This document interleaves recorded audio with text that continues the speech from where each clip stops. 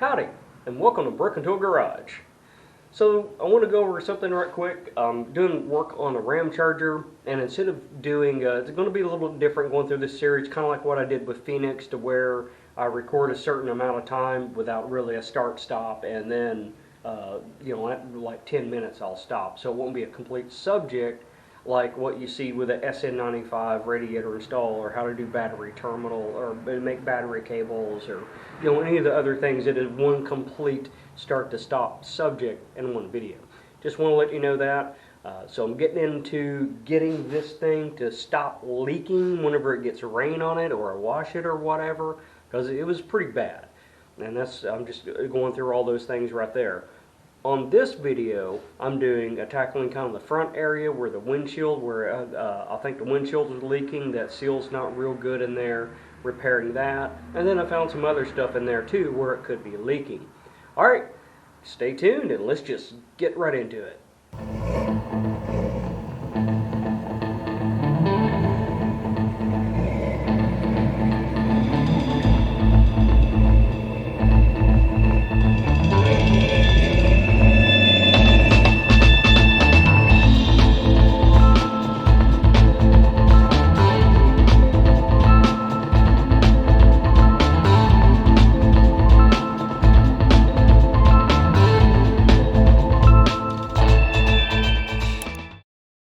Do that. You see this gasket, there's crud behind there and it's sticking up. So I'm going to try to clean that, maybe get a heat gun on there, see if I can get it back in there good. And I'll use the little windshield silicone. Is for glass in windshields, don't use regular silicone. I'm going to put that in there. I'm not going to use the SIM urethane because this is a gasket. I got to replace the windshield anyway. I mean, you probably have seen the crack if you've seen some other content, and I need a new gasket. The other thing, since this leaks, I'll be pulling off the trim here and getting that cleaned out. I need to paint behind there, and that's where I'm going to use the SIM stuff. So I've kind of lifted this up a little bit. Well, that corner's already lifted, and I got my tape in there. What I'm going to try to do, there's crud all back behind in here. There's some. Try to scrape all the crud off and get it clean. So there's where this seals to the body, I'm going to put that sealant down in there to try to get it to seal up and creep in there for now. What I really need is another windshield. I might put some back in here, try to get it to probably go in, and ooh, wow, that just broke. Part of the seal broke. They're all dry rotted and nasty, and that's part of the seal back there that just crumbled. Yeah. Keep picking at it, right? But I think that might be my leak spot there. I'm gonna try to clean this, like I said, the best I can. There's not a whole lot you can do in this situation. It's just not a real pretty one. But I want to give that adhesive the best chance it can to seal up here.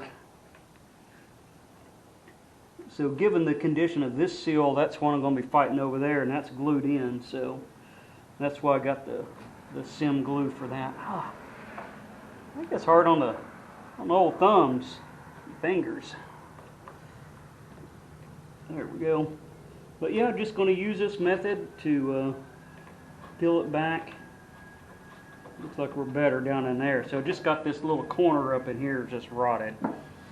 Alright, well, I'm going to keep picking at this and get this cleaned out, and probably brake clean it real good, blow it out with air, and then put that stuff on there, and it'll come back and try to heat gun this up and push that back down in there the best I can to get it to help out, and maybe come back and do a little bit more sealant on top of that.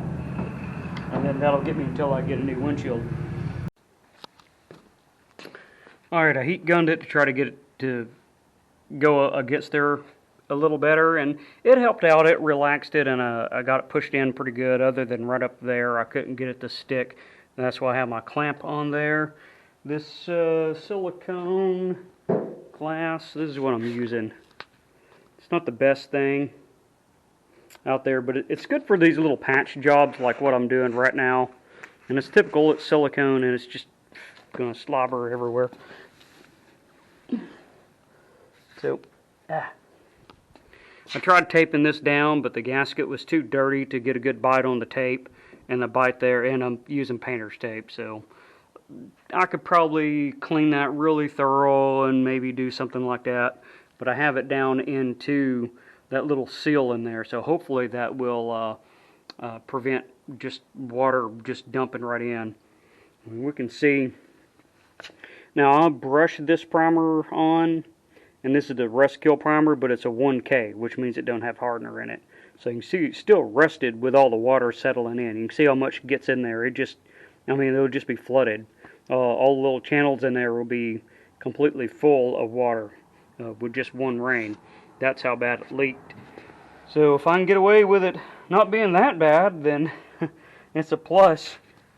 So yeah, I tried taping back behind there to get that to seal, and duct tape doesn't really do a good job. This stuff is so old here, it's hard to get a seal on that. So I'm going to have to replace these because there's a crack there. But I think that'll help the floor. Alright, so I did my little windshield thing there, and I was doing that because I keep getting leakage right down in here, like this kick panel, behind the kick panel. And I cleaned out the engine bay, and I didn't get water anywhere near that. And I had water dribbling out right down in there. So that tells me that between the cowl panel right here, which had some water up here, but that's good and tight. I don't think there's any issue there. Between the cowl panel here and the kick panel, I have some sort of leak. So that's going to be my next little. I started with just windshield fix, but I'm going to start with just leak fix is where we're going to go on that. So I'm going to go ahead and pull the cowl panel off, see what's behind there. If you saw in one of my other videos back, if we look down in there, there's kind of a fresh painted area, that dark area. So I painted that with my satin black paint to cover it up and everything. I did the kitty hair stuff on there because there were rust holes in that area. So I've already patched one spot on it, and I want to look up in behind there by pulling the cowl off and see what we get. Now the cool thing about that, I probably need to go ahead and replace my wiper arm bushings while I'm in there. I have them. I'm going to just look at that and probably just go ahead and clean this area up. I don't want to dive too deep in there, but ooh, that's kind of, it's still a little bit of a crack. I don't know if I got anything in there, but I can test it out. I definitely want to see what's behind here. So that's why I took the cowl grill off and inspected down in there for rust, and I didn't see any, but I did see that gap right there. Now there was a piece of whatever on there, and I touched it, it kind of fell off. Looked like maybe that good electrical tape, that rubberized electrical tape or something.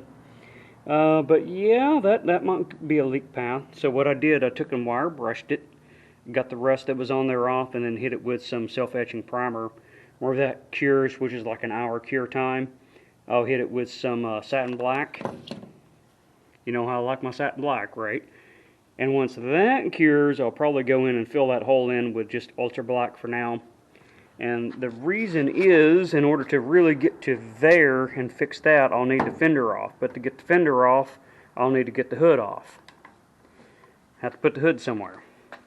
But then when I take the fender off, if we look down in here, that's also battery tray, inner fender, all the wiring, all that also has to come off. So if you can see back up, I can see it anyway, back up, and there's some rust spots in there. So whenever I get to this section of the vehicle, as far as restoration, then I will pull all that apart. And then who knows back behind the fender here what's going on. But I did get a little bit of leak in there. The windshield needs replaced. So there's a lot of little things that need to be, well, those aren't really little, but those things are going to need to be done. But right now, I'm trying to fix the leak so it can be parked outside and not. I'll show you here, maybe. Just a little bit of water I poured in there, we can see where it leaked already. So, I'm getting there. It's a lot better than where it was doing the windshield. But we're not there yet. Not there yet. Alright, that'll sum up our little session right now on the Ramcharger, doing just some leak fixing. That's what I'm going to call it, leak fixing, right? And there's a lot more to go to it. Next week, I'm going to get into doing the side glass, resealing that. So that's going to be a little bit more how-to-ish in there, but it's still going to be more of this, I guess, a video logging style right there of what I'm going through on that. And I'm not going to be taking the glass out. I'm going to leave it in because I found that the seal was in okay-ish condition. It's worthy of, it's worth going through and resealing right there. Alright, appreciate you watching. If you like what you see, make sure to hit that like, hit subscribe if you haven't done so. Make sure to share if you found this useful at all. And see you next time on Broken Tool Garage.